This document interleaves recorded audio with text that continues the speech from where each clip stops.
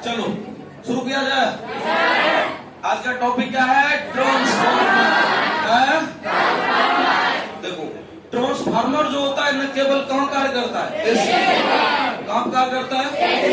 AC में क्या? Alternative current. AC में प्रत्यावर्ती धारा। क्या करता है? प्रत्यावर्ती धारा।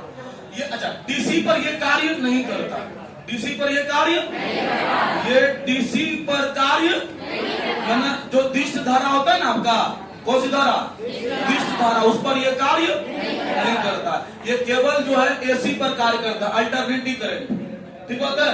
अच्छा ध्यान दीजिएगा, ये क्या करता है? इसका उपयोग हम लोग करते हैं वोल्टेज रेगुलेटर के रूप में। किसमें करते हैं?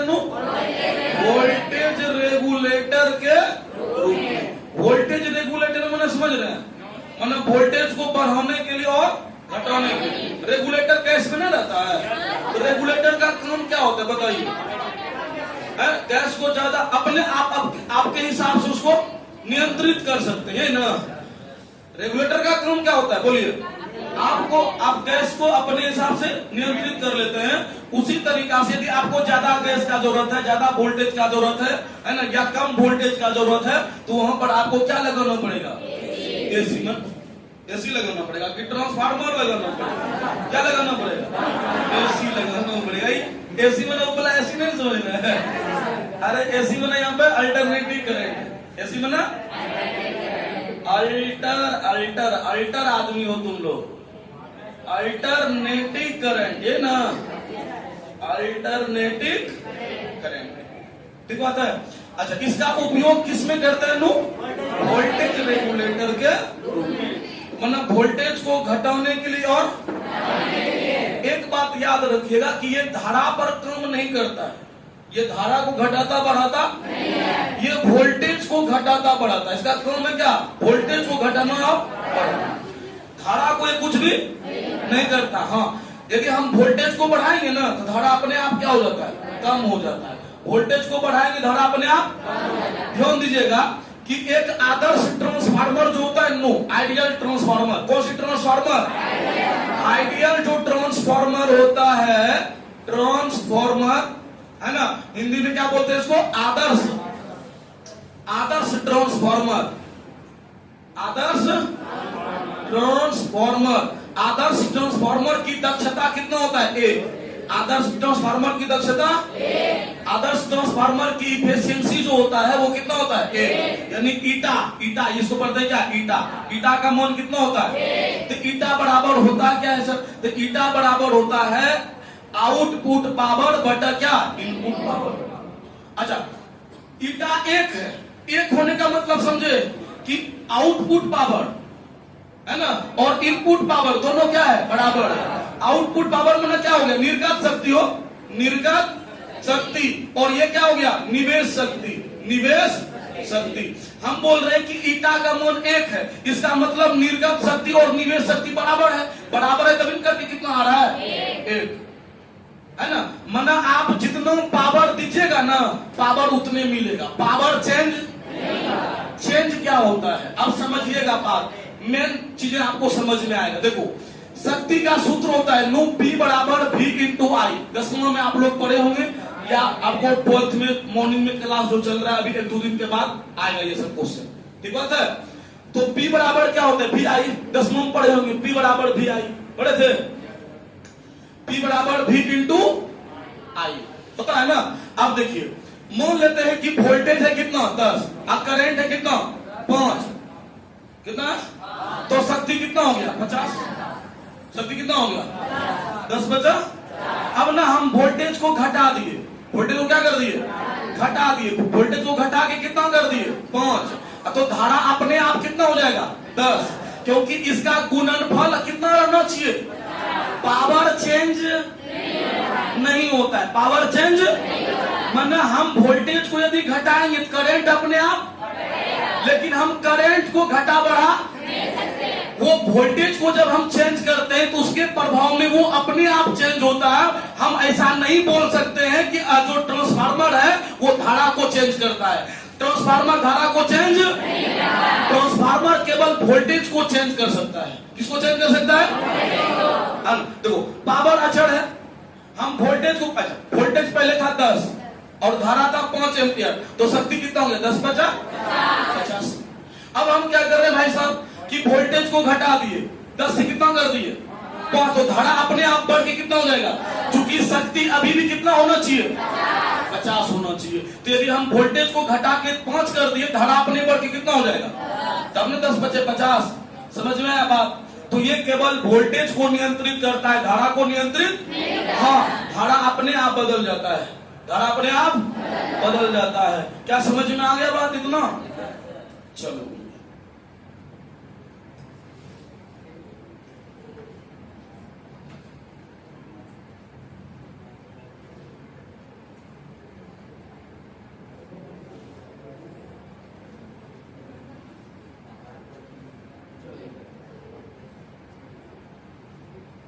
हेलो, ठीक है। ट्रांसफार्मर जो होता है वो 2 प्रकार का होता है। कितना प्रकार का ट्रांसफार्मर होते हैं? 2 प्रकार के। अच्छा, ट्रांसफार्मर की यदि पूछेगा, कई बार बोर्ड में पूछा गया क्वेश्चन है, ट्रांसफार्मर क्या है? शॉर्ट में 2 नंबर में क्या लिखेगा? यह एक विद्युतीय यंत्र है, इसके द्वारा इसका उपयोग प्रत्यावर्ती धारा परिपथ में कहाँ करते हैं? डीसी परिपथ में ना, कहाँ करते हैं? ये क्लियर लिख देंगे। इसका उपयोग प्रत्यावर्ती धारा परिपथ में वोल्टेज रेगुलेटर के रूप में किया जाता है। कौन रूप में करते हैं?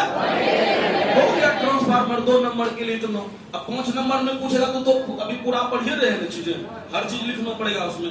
यदि पूछेगा ट्रांसफार्मर किसे कहते हैं, क्या बोलेंगे? यह एक विद्युतीय यंत्र है, इसके द्वारा इसका उपयोग प्रत्यावर्ती धारा परिपथ में वोल्टेज रेगुलेटर के रूप में, रेगुलेटर माना घटाने और बढ़ाने के लिए किसका उपयोग करते हैं? ट्रांसफार्मर का। और यह केवल कहां पे? इसलिए देखो क्लियर लिख दिया, प्रत्यावर्ती धारा परिपथ है ना। इसमें क्या है आपको मतलब सामने वाला तुरंत समझ जाएगा भाई, एकदम पूरा क्लियर कॉन्सेप्ट लिखा हुआ है। ठीक बात है। चलो, ट्रांसफार्मर कितने प्रकार के होते हैं? 2 प्रकार के होते हैं। एक होते हैं उच्चई ट्रांसफार्मर। क्या होते हैं? उच्चई ट्रांसफार्मर। इस बार 2 नंबर में पूछा गया क्वेश्चन, ये उच्चई ट्रांसफार्मर किसे कहते हैं? इस बार 25 में। ठीक बात है। उच्चई ट्रांसफार्मर अंग्रेजी में कहते हैं स्टेप अप। क्या बोलते हैं? Step up transformer. क्या बोलते हैं? स्टेप अप ट्रांसफार्मर, उच्चई ट्रांसफार्मर। और दूसरा होता है अपचई ट्रांसफार्मर। क्या होता है? अपचई ट्रांसफार्मर। उच्चई ट्रांसफार्मर और स्टेप डाउन ट्रांसफार्मर।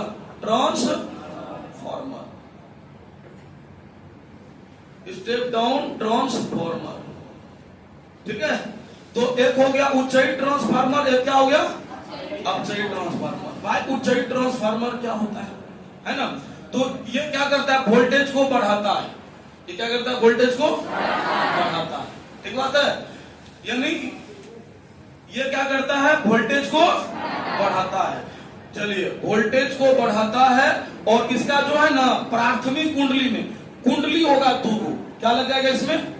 जब बनावट अभी पढ़ेंगे तो बताइए कैसा कैसा होता है ट्रांसफार्मर। ट्रांसफार्मर में 2 ही चीज होता है, क्रोड और कुंडली। ठीक बात है।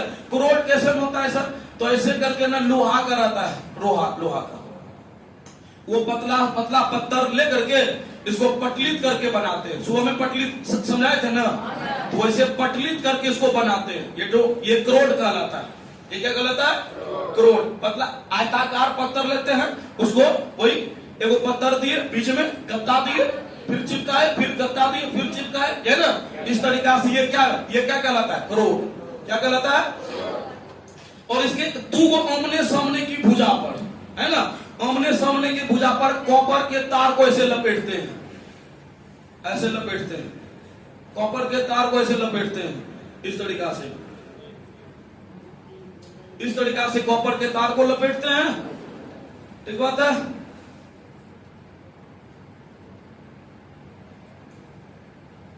इस तरीका से कॉपर के तार को लपेट देते हैं, जिसको हम लोग क्या बोलते हैं? कुंडली। क्या बोलते हैं? कुंडली। इसमें 2 कुंडली होता है। क्या 2 जगह तार ये लपेटते हैं आमने सामने की भुजा पर। देखो ये होता है प्राथमिक कुंडली। प्राथमिक कुंडली क्या चीज का काम करता है? इनपुट का। क्या चीज का? माना इसमें हम लोग क्या करते हैं, यहाँ से वोल्टेज देते हैं और यहाँ से हमको सप्लाई मिलता है। घटाना है तो घटा के देगा, बढ़ाना है तो बढ़ा के देगा। तो ये इसको हम लोग कहते हैं क्या? कुंडली। क्या बोलते हैं? कुंडली। और क्या वो कुंडली होता है? दो। एक को कहते हैं प्राथमिक कुंडली, एक को कहते हैं द्वितीय कुंडली। ये बीच वाला जो सेगमेंट देख रहे हैं, ये है क्रोड आपका। ये क्या है? क्रोड। ये नर्म लोहे का बना रहता है। किसका बना रहता है? नर्म लोहे का। धीरे धीरे सारा चीज को समझते हैं। तो ये क्रोड क्या चीज का बना रहता है? बोलिए। और ये कॉपर का तार लिपटा हुआ है, दोनों आमने सामने की भुजा पर, जिसको क्या बोलते हैं? कुंडली। क्या बोलते हैं? क्या वो कुंडली है? प्राथमिक कुंडली। और प्राथमिक कुंडली इनपुट का कार्य करती है और द्वितीय कुंडली आउटपुट। माने यहाँ से आप दीजिएगा जितना वोल्टेज देना है, और यहाँ से आपको चाहे घटाना है घटा के देगा, बढ़ाना है तो कैसे कैसे कैसे चलिए बढ़े आगे। देखो ट्रांसफार्मर कितना प्रकार का होता है नो? ऊंचाई ट्रांसफार्मर हो। अच्छा, ऊंचाई ट्रांसफार्मर क्या करता है? यह वोल्टेज को बढ़ाता है ना? यह वोल्टेज को। और दूसरी बात, सबसे जो मेन बात है, इसको कैसे पहचानेंगे कि कौन ऊंचाई है और कौन अपचाई है?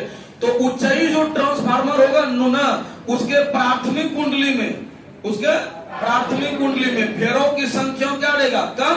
और दूसरा कुंडली में ये फेरों की संख्या क्या रहेगा? ज्यादा रहेगा। ये लपेटन क्या रहेगा? ज्यादा। जो तार लिपटा हुआ रहेगा ना, वो क्या रहेगा? ज्यादा। इसमें प्राथमिक में क्या रहेगा? कम। तो प्राथमिक कुंडली ये हो गया आपका द्वितीय कुंडली, है ना? द्वितीय कुंडली, द्वितीय कुंडली, प्राथमिक कुंडली। प्राथमिक कुंडली में फेरों की संख्या क्या होती है? कम। इसको क्या लिखेंगे? एनपी। क्या बोलते हैं? और इसको क्या लिखते हैं? एनएस। एनपी माने नंबर ऑफ टर्न, मतलब टर्न माने फेरा। Number of turn in primary coil. P से क्या होता है? Primary. PRIMARY, primary coil. Coil माने कुंडली, ठीक है। और एनएस माने number of turn in secondary coil, है ना? Secondary coil. Number of turn in primary coil, number of turn in secondary coil. तो ऊंचाई ट्रांसफार्मर को कैसे पहचानेंगे? अब इस बार ये बोर्ड में पूछा गया क्वेश्चन है, ऊंचाई ट्रांसफार्मर क्या है? क्या बोलेंगे? यह वोल्टेज को बढ़ाता है ना? या ऐसे लिख देंगे इसका उपयोग वोल्टेज को बढ़ाने के लिए क्या जाता है? इसके प्राथमिक कुंडली में फेरों की संख्या कम एवं द्वितीय कुंडली में फेरों की संख्या अधिक होती है। ठीक है, मेन ये है आपका, है ना? पहला बात याद रखें कि ये वोल्टेज को क्या करता है? अप करता है, बढ़ाता है। और दूसरा याद रखना है सबसे इंपॉर्टेंट बात कि इसके प्राथमिक कुंडली में ये फेरों की संख्या क्या है, और दूसरा कुंडली में फेरों की संख्या। ये सारा काम जो है ना, ये फेरा का ही है, लपेटन का। ठीक बात है। अब देखो इसका काम है वोल्टेज को क्या करना? बढ़ाना। वोल्टेज को बढ़ाना। देखो इसका सब कुछ, इसका जो भी मानिएगा सब कुछ में क्या लगेगा? पी। तो आईपी, इसमें करंट कितना है? आईपी। वोल्टेज कितना है? वीपी। विद्युत भागफल कितना है? ईपी, है ना? उसके बाद करंट हो गया, चलो ठीक है। इसमें सब कुछ क्या लगेगा? हाँ देखो आरपी, प्रतिरोध भी मान लीजिए आरपी, ठीक बात है। इसमें क्या लगेगा? आईएस, यहाँ पे ईएस, यहाँ पर ईएस, यहाँ पे आरएस, ठीक बात है। और यहाँ पर हो गया पावर ऑफ इनपुट, और इसका हो गया पावर ऑफ आउटपुट। अब इस सब में क्या संबंध है? आपको इससे ना ऑब्जेक्टिव घूम आता है। नो आज पढ़ के जा रहे हैं आप, इसको क्वेश्चन खोजिएगा, आपको हर साल 2 3 जॉइंट ट्रांसफार्मर से ऑब्जेक्टिव मिल जाएगा। इसी से आता है ज्यादातर, ठीक बात है। इससे ये वाला पॉइंट से तो बोलिए प्राप्त ऊंचाई ट्रांसफार्मर में क्या हो जाएगा? बोलो एनपी लेस देन क्या होगा? एनएस। प्राथमिक कुंडली में फेरों की संख्या कम और दूसरा कुंडली में फेरों की संख्या। अच्छा, ये वोल्टेज बढ़ाता है ना, ये वोल्टेज को क्या करेगा? कम दीजिएगा तो बढ़ा देगा, ये वोल्टेज को क्या करेगा, घटाता है, ज्यादा दीजिएगा तो घटा देगा। जहां बिजली बनता है ना वहां पर क्या लगा रहता है, स्टेप अप। क्या लगा रहता है, स्टेप अप। स्टेप अप लगा रहता है। गांव में जो देखते हैं ना, गांव में कितना आता है, 11,000 नहीं आता है, देखते होंगे जो थोड़ा ऊंचा रखता है। अब फिर गांव में आकर के जो ट्रांसफार्मर गांव में लगता है वो उसको क्या 240 में कन्वर्ट कर देता है, करता है कि नहीं। तो वो गांव में जो लगा हुआ वो क्या है, स्टेप डाउन है। वो क्या है, स्टेप डाउन, वो अपचयी ट्रांसफार्मर है। और जहां पर ये बिजली का प्रोडक्शन होता है, जहां पर ये उत्पन्न होता है, बनाया जाता है इसको, ठीक बात है, वहां पर क्या लगाएगा, क्या स्टेप अप। सर काहे लगाते हैं, क्योंकि जब हम लोग विद्युत धारा को एक जगह से दूसरे जगह भेजते हैं ना, तो उसमें क्या होता है, ऊर्जा की हानि होती है। अरे तार से आप लाते हैं ना भाई, तार गर्म होता होगा कि नहीं, तो उसमें क्या होता है, ऊर्जा की हानि होता है। और यदि वोल्टेज को बढ़ा करके भेजने में ऊर्जा की हानि क्या होता है, कम होता है। क्या होता है, यदि हम वोल्टेज को बढ़ा करके भेजेंगे ना तो लॉस ऑफ एनर्जी क्या होता है, कम होता है। इसीलिए जहां पर बिजली का प्रोडक्शन होता है वहां पर स्टेप अप ट्रांसफार्मर लगाते हैं, ताकि वोल्टेज को क्या करेंगे, बढ़ा देंगे। और गांव में फिर उसको क्या कर लेते हैं, डाउन कर लेते हैं, ठीक बात है। तो चलो भाई, हम कम कर लेते हैं। चलो, तो प्राथमिक कुंडली में फेरों की संख्या क्या देगा, कम, और दूसरा कुंडली में ज्यादा। अच्छा, ये वोल्टेज को बढ़ाता है ना, तो इसमें कम रहेगा, इसमें क्या रहेगा, ज्यादा। यानी ये VP जो है ना, VP लेस देन क्या होगा, यानी हम कम वोल्टेज देते हैं, हमको बढ़ा के देगा ये, तब नहीं होगा स्टेप अप, ठीक बात है। अच्छा, वोल्टेज बढ़ेगा तो करंट क्या होगा, घटेगा। देखो वोल्टेज बढ़ रहा है ना, अच्छा बोलिए, इसका प्रतिरोध ज्यादा होगा, किसका प्रतिरोध, आप पढ़े थे कि चालक का प्रतिरोध लंबाई के समानुपाती, ये कम लिखता हुआ, इसकी लंबाई कम न है और इसकी क्या होगा, लंबाई। तो ये छोटा तार है और ये बड़ा तार है, इसकी लंबाई ज्यादा है, इसका प्रतिरोध भी क्या होगा, सिंपल समझिए, ठीक बात है। अच्छा, इसमें वोल्टेज ज्यादा है ना, सर इसमें वोल्टेज कम है, अब इसमें वोल्टेज, यदि वोल्टेज ज्यादा है करंट, अभी तुरंत में समझाए थे, P बराबर V इंटू आई। वोल्टेज को बढ़ाएंगे करंट क्या होगा, घटेगा। आप वोल्टेज को घटाएंगे करंट क्या होगा, यहाँ पर इसमें वोल्टेज कम है, करंट क्या होगा, ज्यादा। IP ग्रेटर देन क्या होगा, IS। बोलो प्रतिरोध वाला बोलिए। अच्छा सुनो, वोल्टेज और विद्युत वाहक बल एक ही चीज होता है। चलो, तो EP लेस देन क्या होगा, ES। प्रतिरोध इसका कम है, उसका ज्यादा है ना। RP less than RS। और ई दोनों तो PI बराबर क्या होता है, ये तो शक्ति बराबर रहता है ना, अभी तुरंत न समझाए थे, शक्ति क्या रहता है, बराबर। तो प्राइमरी ट्रांसफार्मर के लिए ये पॉइंट समझना है, भूमि से ऑब्जेक्टिव आता है ना। ऊंचाई ट्रांसफार्मर पूछेगा क्या बोलेंगे, इसका यह क्या करता है, वोल्टेज को बढ़ाता है। इसके प्राथमिक कुंडली में फेरों की संख्या कम एवं द्वितीय कुंडली में फेरों की संख्या। अब वो वाला पॉइंट समझने का प्रयास करना है ना। इसके प्राथमिक कुंडली में फेरा क्या रहेगा, कम, और दूसरा कुंडली में फेरा ज्यादा। ये क्या करता है, वोल्टेज को बढ़ाता है, तो उसमें वो इनपुट का कार्य करता है ना। भी समझाए कि प्राथमिक कुंडली जो है भैया, ये जो प्राथमिक कुंडली है ना, ये क्या चीज का काम करता है, इनपुट का, और ये क्या चीज का काम करता है, आउटपुट का। तो इसमें हम दे रहे हैं ना, तो हम कम वोल्टेज दे रहे हैं, बढ़ा करके दे रहा है, तो इसमें कम वोल्टेज है, VP लेस देन क्या, अच्छा वोल्टेज कम है, करंट ज्यादा, उल्टा हो जाएगा। इसमें वोल्टेज कम है ना प्राथमिक में, तो करंट क्या होगा, ज्यादा होगा। अच्छा, विद्युत वाहक बल और वोल्टेज एक ही चीज है ना। विद्युत वाहक बल तो आज से स्टार्टिंग हुआ था दोनों बैच में सुबह में। फिलहाल आप समझ के रखो कि वोल्टेज और विद्युत वाहक बल एक ही होता है। तो यहाँ पर दोनों में एक ही चिप रहेगा, इसमें भी लेस देन, ये भी लेस देन। प्रतिरोध बोलो किसका कम है, इसका है ना। शक्ति तो दोनों का क्या होगा, बराबर। यानी कुल मिलाकर के बात हुआ, इसमें सब कुछ कम है, सब कुछ क्या है, एक ही चीज ज्यादा है, करंट, ठीक होता है। एक ही चीज क्या है, ज्यादा है। चलो समझिए, इतना पॉइंट है ना। देखो क्या है, क्या है, NP NS, VP VS, EP ES, RP RS, उसके बाद IP IS, PO PI PO, E तो बराबर रहेगा। अब देखो इसमें कम है ना फेराक संख्या, सब कुछ कम है इसमें, करंट खाली एगो ज्यादा, बस ये ध्यान रखिएगा। ये प्राथमिक सॉरी ये उच्चई ट्रांसफार्मर के लिए, किसके लिए? उच्चई ट्रांसफार्मर के लिए। क्या इतना बात समझ में आया है? अब आ जाए अब चई पे आए ना, चलो भाई अब चई पे आ जाते हैं।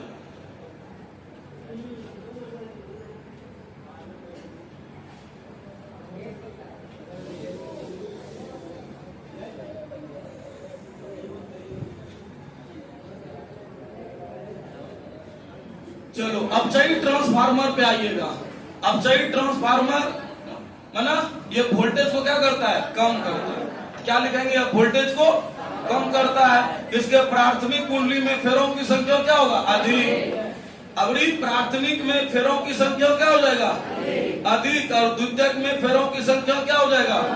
कम। ये हो जाएगा प्राथमिक कुंडली भाई साहब, प्राथमिक कुंडली। और ये क्या हो जाएगा इस बार? द्वितीय कुंडली, द्वितीय कुंडली। और ये क्या चीज का काम करेगा? ये काम करेगा इनपुट का। क्या चीज का काम करता है? इनपुट का। और ये वाला आउटपुट का काम करता है। ये इनपुट और ये आउटपुट। चलो भाई इसके बारे में सब कुछ लिखो, क्या क्या होता है बोलो। Number of turn NP NS है ना, फिर क्या वीपी वीएस, फिर क्या ईपी ईएस, फिर आरपी आरएस, फिर आईपी आईएस, पीआई और पीओ। ये दोनों हमेशा क्या रहेगा? अब बोलिए क्या होगा यहाँ पे? क्या संबंध है बोलिए? इसमें ज्यादा है ना, number of turn in primary coil greater than number of turn in, ये हो गया क्या? एनपी ना,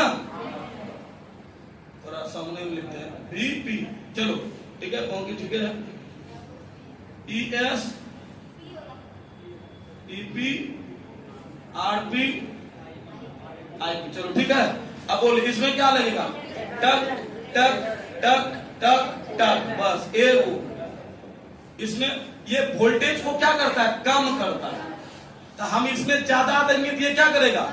इसमें वोल्टेज ज्यादा दिए है ना, करंट क्या होगा? कम। इसमें वोल्टेज क्या? कम, तो करंट ज्यादा।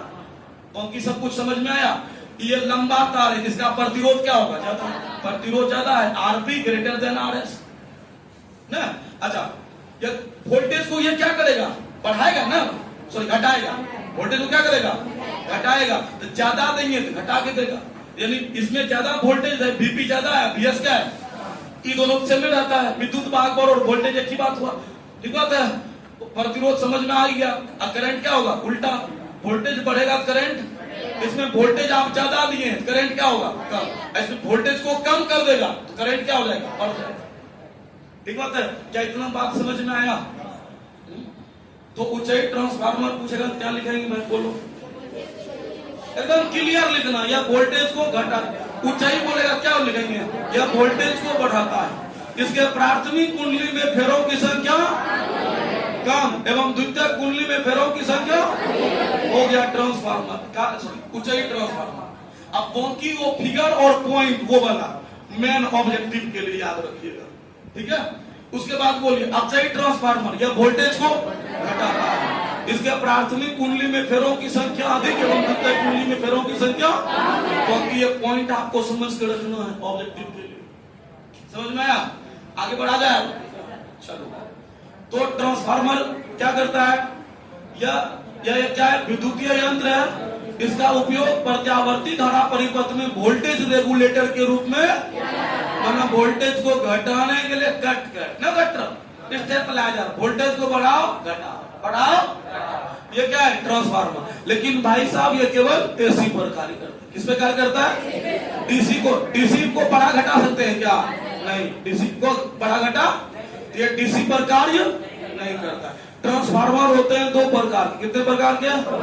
एक होते हैं उच्चयी ट्रांसफार्मर, दूसरा होता है अपचयी ट्रांसफार्मर।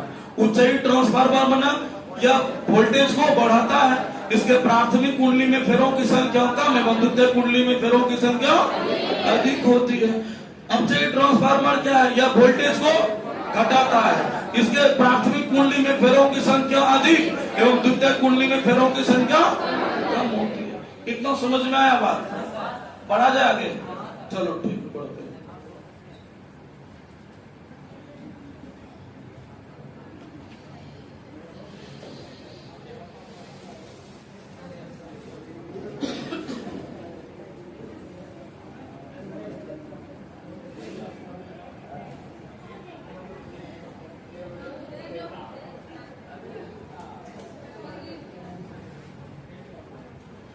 चलो भाई, इसके बाद क्या आते हैं? सिद्धांत पे ना, क्या आते हैं? सिद्धांत। तो ये कौन सिद्धांत पे कार्य करता है जानते हैं? अन्योन्य प्रेरण। इस पे ऑब्जेक्टिव, इसमें ना ऑब्जेक्टिव भरा हुआ है। आप ना कोनो साल दिखेगा खोजेगा ट्रांसफार्मर का 4-5 ऑब्जेक्टिव मिलेगा ही मिलेगा ट्रांसफार्मर से, ठीक है। बहुत इंपॉर्टेंट सब ट्रांसफार्मर में ऑब्जेक्टिव आता है। कौन सिद्धांत पे कार्य करता है बोलो? अन्योन्य प्रेरण। कौन सी? अन्योन्य प्रेरण के सिद्धांत पर कार्य करता है भाई साहब। क्या अन्योन्य प्रेरण समझ में आता है? यदि एक दूसरे के निकट रखे दो कुंडली में से किसी एक कुंडली में प्रवाहित होने वाली धारा के मान को परिवर्तित किया जाए तो द्वितीय कुंडली में, अरे वही फ्लक्स बदलता है और क्या होती है? प्रेरित धारा की उत्पत्ति। इस घटना को क्या बोलते हैं? अन्योन्य प्रेरण। क्या बोलते हैं? और अन्योन्य प्रेरण के इस सिद्धांत पर आपका क्या काम करता है? ट्रांसफार्मर। चलो बढ़ जाएंगे। बहुत बढ़िया। अब आ जाइएगा किस पे? बनावट पे। किस पे आ जाइएगा? बनावट। इसमें बनावट में 2 चीजें आपको याद रखना है। एक करोड़, ठीक है, करोड़, और एक दो कुंडली। ये 2 चीजें समझना। पहला करोड़ क्या होता है ना, कि नर्म लोहे के आयताकार पत्थर को, है ना, नर्म लोहे के आयताकार पत्थर को पटलित कर करोड़ का निर्माण किया जाता है। हो गया? क्या लिखेंगे भाई?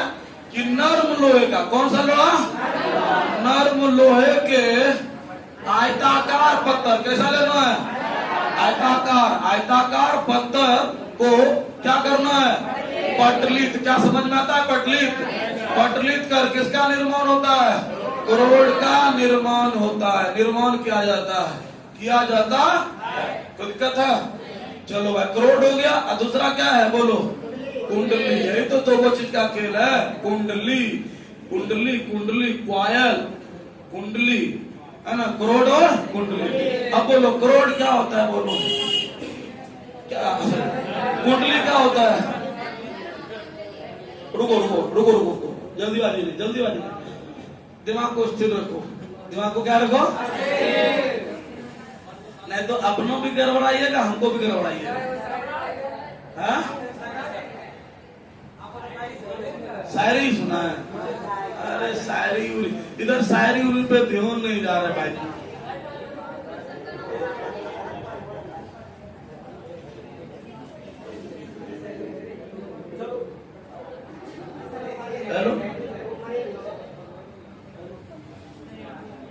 हेलो,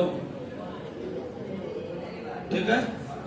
चलो अच्छा, बनावट में 2 चीजें समझना है। सुनो ना, बनावट में कितना चीजें? पहला भाई साहब करोड़। क्या? करोड़ में क्या लिखेगा? नर्म लोहे के आयताकार पत्थर को पटलित कर किसका निर्माण करता है? अब कुंडली में आ जाइएगा। करोड़ के 2 सम्मुख भुजाओं पर, करोड़ के 2, करोड़ तो समझ लीजिए कैसे बनता है। अब कुंडली की बात हो रहा है तो कुंडली में क्या लिखेंगे? करोड़ के 2 सम्मुख भुजाओं पर। आसन भुजाओं में नहीं लेना। जैसे मान लो भाई कि ये आप करोड़ बनाए, ये आप करोड़ बनाए, तो या तो इस पर तार लपेटो, इस पर लपेटो, या इस पर लपेटो तो इस पर लपेटो, है ना, कि एगो इस पर लपेट दिया, एगो तो इस पर। उसका भी रीजन समझाएंगे कि ऐसा क्यों होता है। ठीक बात है? उसका रीजन है कि यहाँ पर ज्यादा चुंबकीय क्षेत्र उत्पन्न करता है। आप यहाँ पे देखो ना, टीबी बड़ा, बायो सावर्ट अभी नहीं पढ़े हैं ना? ओहो, बिना बायो सावर्ट का नहीं। टीबी बराबर म्यू नोट बटा 4 पाई आइडियल साइन थीटा बटा आर स्क्वायर। यहाँ पर एंगल देखो, साइन थीटा, है ना, अच्छा, सामने सामने है तो थीटा का मान कितना होगा बोलिए, कितना? अच्छा, साइन थीटा का मैक्सिमम वैल्यू कितना होता है? कितना के लिए? साइन 90 के लिए। किसके लिए? 90 के लिए। अच्छा देखो, तार ऐसे है ये ना, यहां पर चुंबकीय क्षेत्र, तार ऐसे है, चुंबकीय क्षेत्र यहां पर पूछ रहे हैं आप, ये ना, ये एंगल कितना बन रहा है? 90 डिग्री। कितना बन रहा है? 90 डिग्री। यह देखो, यह इस स्थिति में क्या होता है, चुंबकीय क्षेत्र का मान क्या होता है? अधिकतम। अभी इसको रहने दें, आप याद पढ़िएगा, जब बायो सावर्ट पढ़ाएंगे ना, उस समय याद पढ़िएगा, बहुत मस्त चीजें समझाएंगे ट्रांसफार्मर के लिए, ठीक बात है? बिना आपको बायो सावर्ट समझे ये थोड़ा दिक्कत होगा समझाना, या समझ में नहीं आएगा क्या हुआ?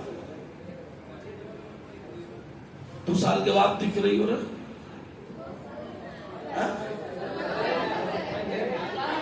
क्यों? पानी आया, अरे वाह, पानी आया। हम कैसे पानी में रह करके डेली पढ़ाने आ रहे थे? अरे हमने पहुंच रहा था लोग, मेरा तो घर पहुंच गया। जो एगो छपड़ी था वो छपड़ी पहुंच गया।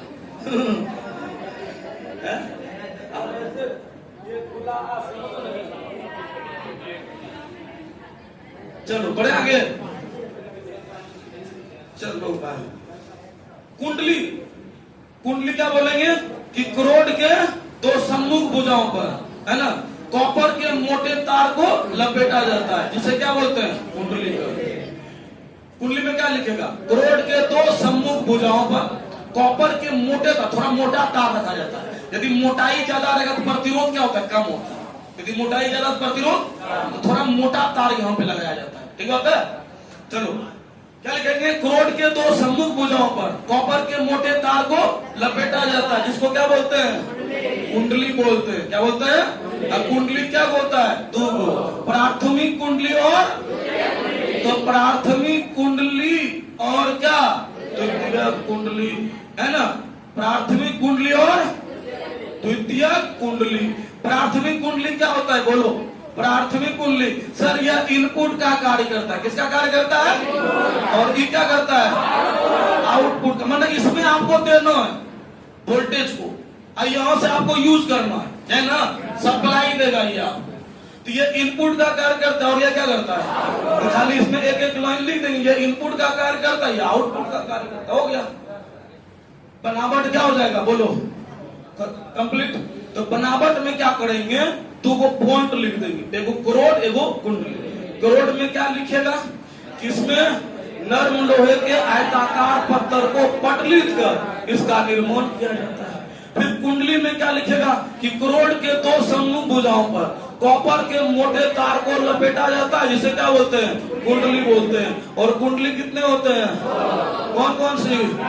प्राथमिक कुंडली और द्वितीय कुंडली। कौन कौन सी?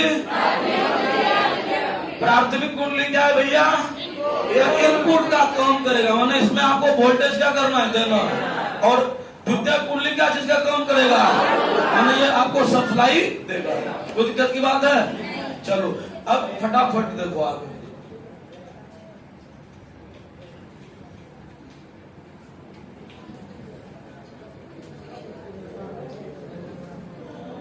देखो बाबू, इसका फिगर बनाने के लिए थोड़ा सीख लीजिए।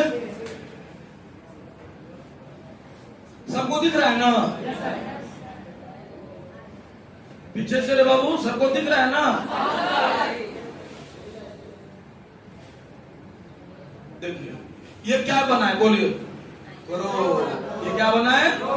ये क्या चीज का है? नरम लोहा। इसके आमने सामने की भुजा पर तार लपेट दो, कट यहाँ पे।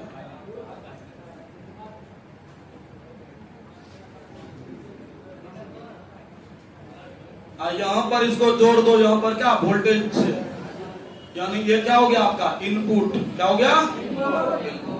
एगो तार इधर लपेट दो, एगो तार क्या कर दो? इधर लपेट दो। मोटा सा तार होना चाहिए हल्का। ये क्या करेगा? ये आपका RL रहेगा। क्या रहेगा?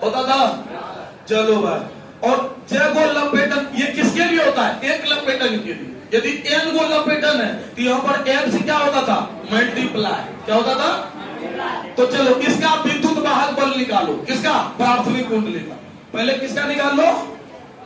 प्राथमिक कुंडली का क्या निकाल लीजिए? विद्युत वाहक बल। तो क्या हो जाएगा? ईपी बराबर क्या होता है? माइनस d5 b बटा क्या? ऐसे फेरों की संख्या क्या मानते हैं? एनपी। क्या मानते हैं? तो यहाँ पर एनपी से क्या हो जाएगा? मल्टीप्लाई। इसको क्या मानिएगा? समीकरण। फैराडे का द्वितीय नियम याद है? प्रेरित विद्युत वाहक बल का मान फ्लक्स में परिवर्तन दर के समानुपाती। और पहला नियम था जब किसी कुंडली से संबद्ध फ्लक्स में परिवर्तन किया जाता है तो कुंडली में प्रेरित धारा की उत्पत्ति होती है। कुंडली में प्रेरित धारा तब तक ही विद्यमान होता है जब तक कि फ्लक्स में परिवर्तन होता है। ये ना हो गया फैराडे का नियम। यार तुम लोगों को ये 2 लाइन याद नहीं रहता, हमको कैसे इतना लाइन याद है? चलो देखो, आप सर हैं तो क्या होता है? सर क्या विद्वान भगवान है? चलो, अंतर है कि हम लोग इससे कमा रहे हैं, हम लोग क्या करते हैं? अब तो हम लोग उसके लिए मेहनत करेंगे कि नहीं ज्यादा? अभी आप लोग सीख रहे हैं, ठीक बात है। और दूसरी बात है कि हम ना 10 साल से फिजिक्स पढ़ा रहे हैं, 12 साल से 14 साल लगभग हो गया फिजिक्स पढ़ाते हुए। तो हर साल धीरे धीरे हर दिन कुछ ना कुछ सीखे। एक के बार में थोड़ा सबको आ जाता है सब कुछ, टाइम लगता है, ठीक बात है। तो धीरे धीरे क्या शुरू में पढ़ाते इतने फिजिक्स हमको आता था नहीं, वो टाइम के साथ सीख हो जाता है। आपको जो है ना 12th बोले 14 साल पढ़ो तो बोलिए आपको कैसा फिजिक्स आएगा? आएगा जबरदस्त है। और आपको 1 साल मिलता है, वो भी सब सब्जेक्ट को पढ़ना होता है। हम 14 साल से खाली फिजिक्स को पढ़ रहे और पढ़ा रहे हैं, समझे बात को? और कोई बात नहीं कि सर हैं तो ये फलना, ये सब चीजें कुछ नहीं होता है, ये सब चीजें कुछ भी नहीं होता। हाँ अरे यार, भगवान कुछ नहीं होता है, इंसान बन लो वही काफी है। होता तो है ये है।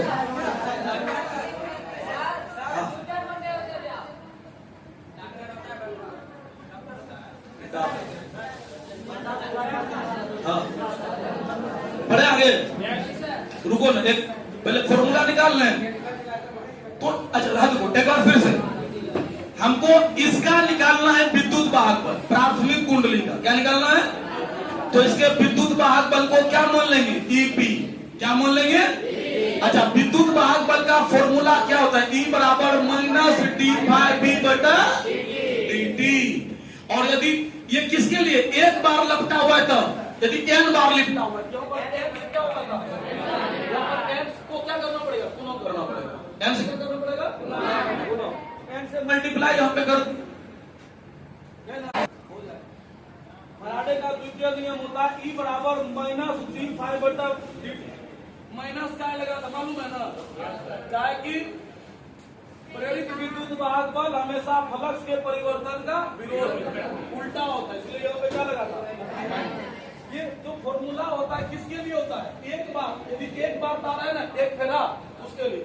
अब n फेरा है, यहाँ पर n से क्या करते हैं? तो वैसे आप किसका निकालोगे? पहले प्राथमिक कुंडली का, फिर किसका निकालो? प्राथमिक कुंडली में फेरों की संख्या कितना होता है? अब कुंडली में फेरों की संख्या होता है कि नहीं?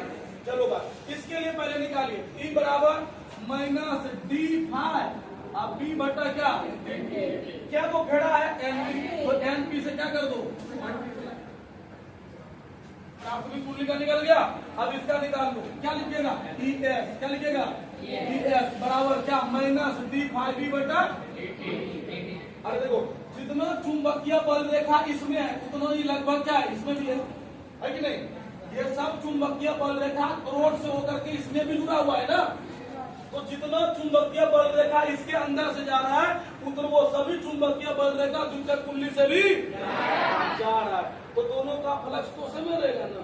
तो d5 बटा dt। अच्छा, इसमें फेरा कितना है बोलो? NF। इसको क्या मान लो? समीकरण कितना? अब समीकरण 2 में क्या कर दो? 1 से समीकरण क्या कर दीजिए? समीकरण 2 बटा 1 कर दीजिए तो क्या हो जाएगा बोलिए ES बटा और इधर जो है भाग दीजिएगा तो क्या हो जाएगा बोलिए माइनस NP NS D5B बटा क्या हो जाएगा DT अब माइनस NP और D5B बटा क्या हो जाएगा ये कट जाएगा अब माइनस से माइनस क्या हो जाएगा कट जाएगा। अब बोलिए ES बटा EP बराबर क्या हो गया NS बटा NP और इससे ES निकालना है ना। पहला कुंडली में तो आप देवे करिएगा ना वो तो इनपुट है आपको निकालना किसमें है आउटपुट में दूसरा कुंडली का वोल्टेज ना क्या निकालना है ES तो ES बराबर क्या हो जाएगा NS बटा NP और इंटू क्या इस फॉर्मूला को कहते हैं ट्रांसफार्मर सूत्र क्या बोलते हैं ट्रांसफार्मर। क्या इसको प्रूव करना कोई बड़ी बात है यदि आपको फैराडे का नियम आता हो तो पहला प्राथमिक कुंडली के लिए फैराडे का नियम लगा दीजिए और दूसरा के लिए लगा दीजिए फिर समीकरण में बात करते क्लियर है। फॉर्मूला क्या हो गया देखिए अब मेन मजा देखो यहाँ पे मेन समझने वाली बात यहाँ पे देखो फॉर्मूला क्या निकला बोलो ES बराबर NS बटा NP इंटू क्या एक फॉर्मूला है और इस फॉर्मूला का नाम क्या है ट्रांसफार्मर सूत्र क्या इसका नाम है ट्रांसफार्मर। अब देखो हम वोल्टेज बढ़ा के घटा के दिखाते हैं बढ़ा दे क्या करें बढ़ाना है घटाना है बढ़ाना है। चलो कितना वोल्टेज आप दे रहे हैं 10 वोल्ट चलो आप EP कितना दिए ठीक है वोल्टेज आप कितना दिए हमको इसको बढ़ाना है क्या करना है तो बढ़ाना है तो NS ज्यादा लपेटन रखना पड़ेगा है ना। मान लो कि इसमें हम दे दिए 20 लपेटन वोल्टेज को बढ़ाना है ना जी वोल्टेज को बढ़ाना है तो दूसरा कुंडली में फेरों की संख्या क्या रखना पड़ेगा अभी यही देखे थे स्टेप अप ऊंचाई ट्रांसफार्मर में क्या होता है प्राथमिक कुंडली में फेरों की संख्या कम है दूसरा में तो मान लो कि हम दूसरा में रख दिए 20 इसमें रखे क्या कितना रखे 5 कितना दिए तो बोलो 5 चौका 4 आप कितना दिए थे हम आपको कितना दे रहे हैं बढ़ गया कि नहीं घटाना है घटा देते हैं कितना देते हैं 10 ना चलो 10 दिए थे। अब एक दूसरा कुंडली में NS का मान कम कर दो मान लो इसका मान कर दी कितना 5 इसका मान कितना कर दिए 20 5 चौका 20 2 दूनी 5 बटा 2 2.5 वोल्ट मिलेगा कितना मिलेगा बोलो वोल्टेज को घटा दिए कि नहीं। क्या कोई बड़ा साइंटिस्ट यहाँ पर कोई रीजन है एकदम खाली फेरा को बढ़ा दो वोल्टेज बढ़ा दो फेरा घटा दो वोल्टेज कोई साइंस ही नहीं है बोलो क्या समझ में आया। अब जो है आपके सिलेबस वाले अब क्वेश्चन पे आ जाते हैं चलो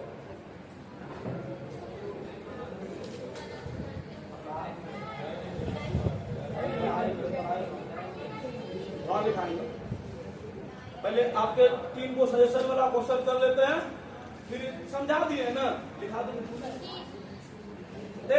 एक बार शुरू से समझ ले रेडी है चलो एक बार एकदम शुरू से एक साथ में खत्म कर लेते हैं क्या कैसे हुआ है ना।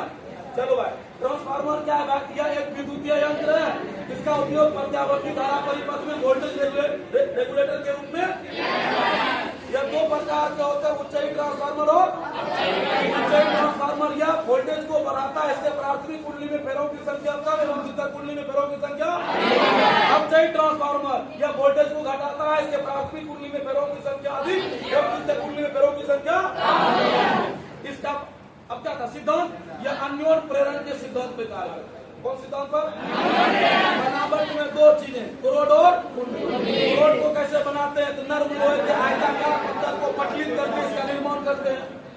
अक्रोड कुंडली कैसे बनाते हैं तो कुंडली के 2 सम्मुख भुजाओं पर कॉपर के मोटे तार को लपेटा जाता है जिसको क्या बोलते हैं कुंडली कितने होते हैं प्राथमिक कुंडली और प्राथमिक कुंडली क्या जिसका कार्य चलता है और द्वितीयक कुंडली आउटपुट खत्म। अब क्या बचा कार्य विधि में हम क्या किए प्राथमिक कुंडली का विद्युत भाग बल निकाले द्वितीय कुंडली का विद्युत वाहक बल निकालें। और ये निकालने के लिए हम लोग फैराडे का द्वितीय नियम का यूज किए। फैराडे का द्वितीय नियम का फॉर्मूला होता है E बराबर -d∅b बटा dt।